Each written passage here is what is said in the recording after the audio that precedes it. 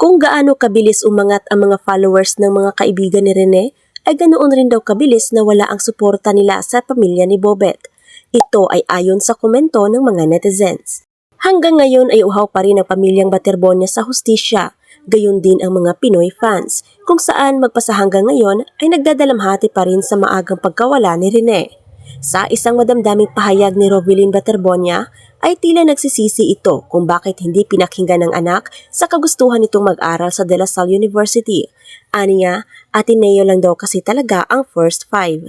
Tinanong rin niya kung matutulungan ba raw sila ng mga taong tumulong sa kanyang anak para makapunta ito sa Ateneo de Manila at makukubinsi rin ba kaya nila ang ADMO na magsalita kung ano ang totoong nangyari sa kanyang anak. Tila umano sinasabi nila na tanggapin na lang ang anumang alok ng nasabing universidad dahil ayaw umano ni Bobet ng gulo dahil kilalang mabait ang batang iyon. Dito na bumuhos ang iba't ibang reaksyon at komento ng mga netizens. Anila, posibleng ang tinutukoy ng ina ni Bobet ay si Coach Jess dahil siya umano ang naghatid kay Rene sa Ateneo de Manila. May isang commenter pa ang nagtanong kung alam din ba ni Coach Jess na 17 players lang ang kailangan ng ADMO at kung alam din ba niya na pagdating ni Rene sa Manila ay dadaan pa ito sa elimination process. Bilang coach ay malaki ang kanyang tungkulin sa safety at karapatan ng kanyang mga player. Pero bakit tila tahimik ito sa usaping hustisya para kay Rene Baterbonia? Matatandaang noong nirecruit ni Coach Jess Rene noon para pumasok sa Ateneo de Davao, ay kausap niya mismo ang dating coach ni Bobet noong high school. Kaya ang tanong ng mga netizens, hindi ba sila nag-usap ni Coach Tab Baldwin? Kung nag-usap man sila, ano kaya ang kanilang napag-uusapan?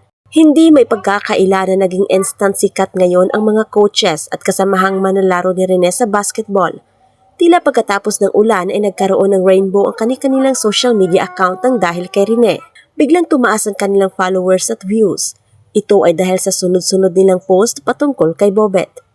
Pero napagtanto ng mga netizens na kahit kailan ay hindi umano nila nakitang nanawagan ng hustisya para kay Rene, sina Coach Jess at maging ang mga teammates nito na sina Matt Cayetano, Maki Pellegrino at marami pang iba. Dahilan para isipin ng mga tao na ginagamit lamang nila si Rene para sa kani-kanilang pansariling interes. Dahil alam nilang marami ang nagmamahal sa batang iyon. Ayon pa sa mga fans, sinabi rin daw sa Fate Tarot Reading na mayroong traidor na nakakasalamuha ang pamilya Baterbonia at pinag-iingat ang ina ni Rene sa mga taong umaaligid sa kanila. Hindi pa man alam kung sino ito, ay tila may kutob na ang mga netizens. Samantala, bagamat maraming nagdududa at kumukwestiyon ngayon kay Coach Jess, ay meron din namang pumapanig sa kanya at nauunawaan ang kanyang sitwasyon. Anila, hindi umano nararapat na pag-isipan ng masama ang dating coach ni Bobet dahil day 1 pa lang ay hindi niya iniwan ang pamilya ni Bobet at tumulong pangaraw sa pag-aasikaso para mauwi ang mga labi ni Bobet sa Mindanao. Anila, natural lamang daw na manahimik si Coach Jess dahil unang-una ay empleyado ito ng Ateneo de Davao, kaya nag-iingat raw ito sa kanyang sasabihin.